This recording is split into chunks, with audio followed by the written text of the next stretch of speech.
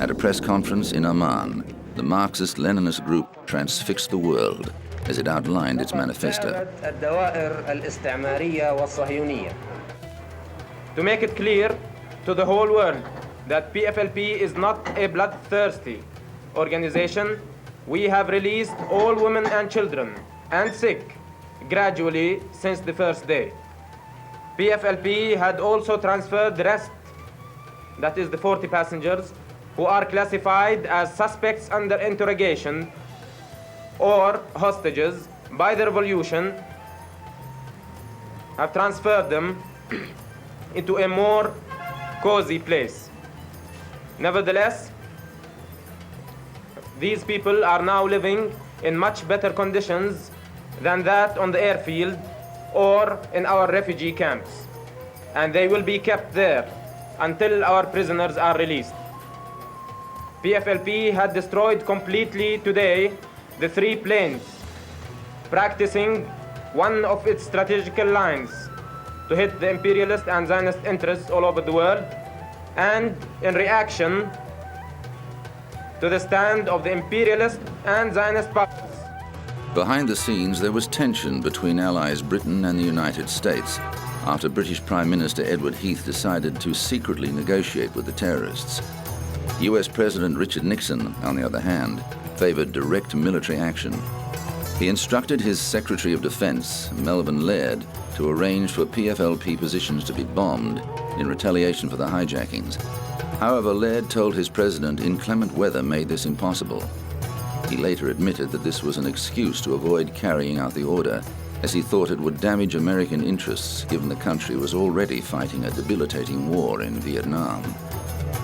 Nixon also announced that armed air marshals would travel on US commercial flights and that security would be stepped up at US airports. Calling hijacking piracy of the skies, he called on the international community to suspend airline services with countries that refused to punish or extradite hijackers. The British government quickly assessed that a military solution was impractical and concentrated on resolving the standoff through diplomacy. It successfully negotiated an extension of the 72-hour deadline, and 6 days later, after an assurance that Khaled would be freed, most of the women and children were released. Jordan's leader, King Hussein, ended his policy of tolerating Palestinian militant activities in his country and launched an all-out war on the Palestinian Liberation Organization. The situation reached crisis point when Syrian tanks crossed the border. Hussein took the unprecedented step of secretly requesting that Israel launch a counterstrike, an appeal it denied. Within a year, the PLO had been driven from Jordan and set up headquarters in Lebanon, an act that was to have bloody consequences for that country. But the PFLP judged the hijackings a success. Spokesman Bassam Abu Sharif recalled the confusion among some of the American passengers who had no sense of the geography or history of the Middle East. One man thought they'd landed in Africa. No, Abu Sharif told him, you are in Jordan and we are Palestinian guerrillas. The man had never heard of Palestine. By the time the situation was resolved, many more Americans knew about the Palestinians' grievances. The events of Black September were the prelude to a more violent chapter in the struggle for the Palestinian cause. The 1970s saw several more hijacks and some deadly actions, including the massacre of Israeli athletes at the 1972 Munich Olympics and the murder of 27 people in the lobby of Israel's Lod Airport. Layla Khaled now lives in Jordan with her husband and sons and has renounced her support of hijacking as a valid means of protest. However, she says she stands by her actions in 1970 and believes the hijackings brought the Palestinian cause to world attention and demonstrated that governments could be held to ransom when the lives of their citizens were under threat.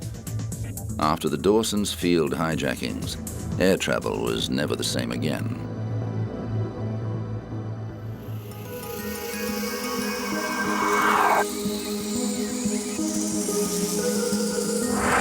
Coming up, Naomi Campbell's costly temper tantrum.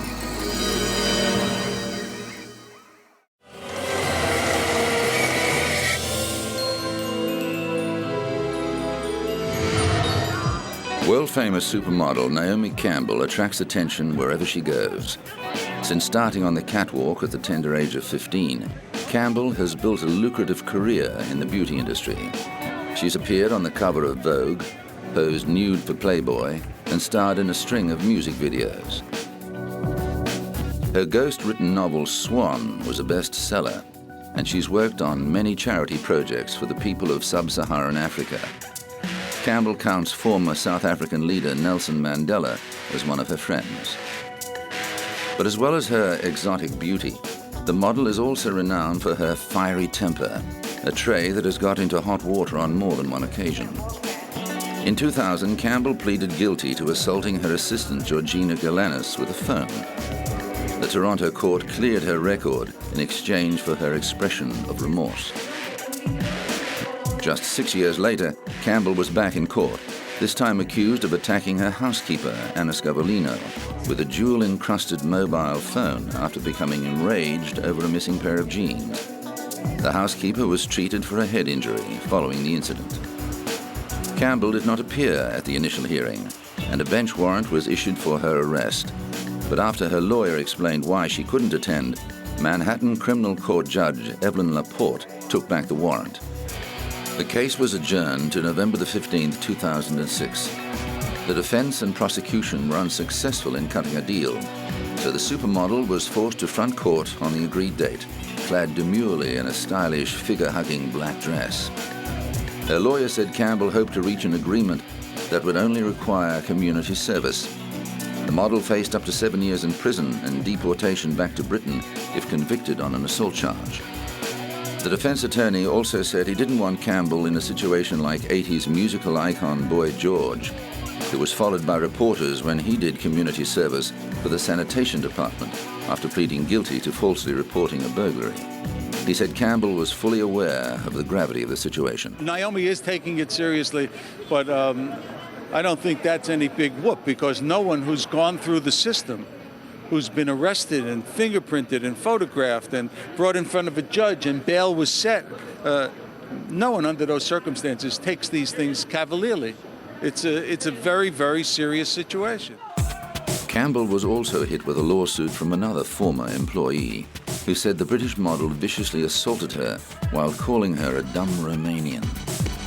The lawsuit by Gabby Gibson called Campbell a violent super bigot. Gibson said the model hit her, called her names, and threatened to charge her with theft after being unable to find a pair of jeans designed by Stella McCartney. The maid worked for Campbell from November 2005 to January 2006. In 2007, a judge denied a legal attempt by the model's lawyers to bar her ex-maid from raising prior examples of her allegedly chronic abusive and repeatedly violent conduct towards her employees. The case has yet to be resolved. Campbell's lawyer said the allegations against his client did not fit the pattern of the supermodel's history of altruism, which has seen her involved in a number of worthy causes. But she's also constantly contributing to the public at large, whether it be cancer research or whether or not it be AIDS research or whether or not it be for providing for underprivileged children like the Nelson Mandela Children's Fund. All over the world, she has done a magnificent job to circumvent all of that and suggest that she's a discriminating individual or a hateful individual is just absurd. It just doesn't fit within the fabric. On the matter of the telephone assault, Campbell's defense team struck a deal with the prosecution that saw the supermodel pleading guilty to reckless assault in exchange for 5 days of community service.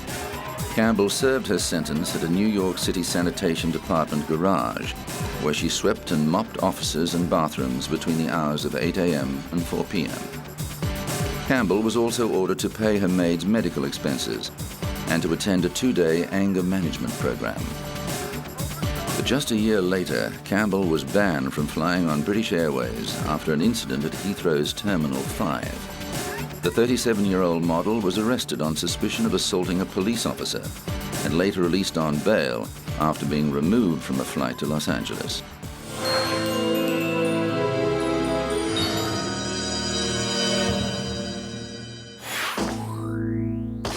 Britain's police traditionally patrol without firearms, but Liverpool's gangland wars of the mid-90s were so violent that Mersey police took the unusual step of taking to the streets fully armed.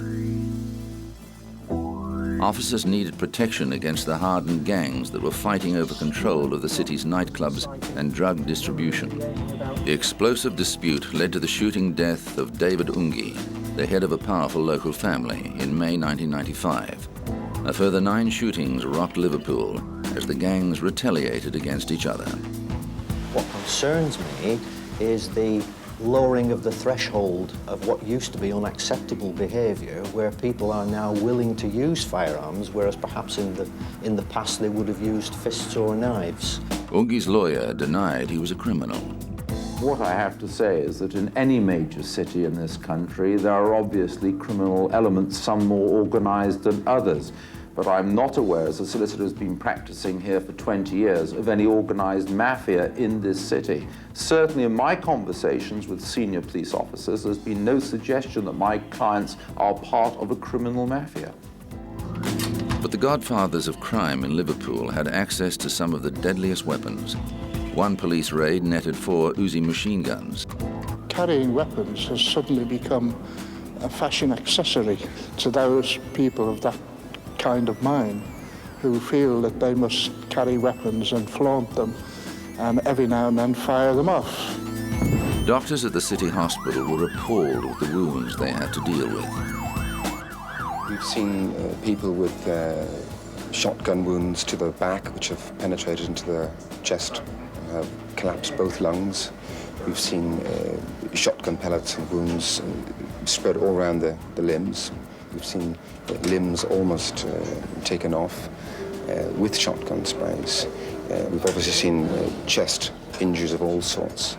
Some of them requiring the chests to actually be opened, but many of them just requiring to be taken to the operating theatre very, very quickly. But it was the emotional wounds inflicted on the locals that concerned community leaders. The great majority of people in Toxteth are not lawbreakers, they are not violent people, they are not involved in criminal gangs or anything like that.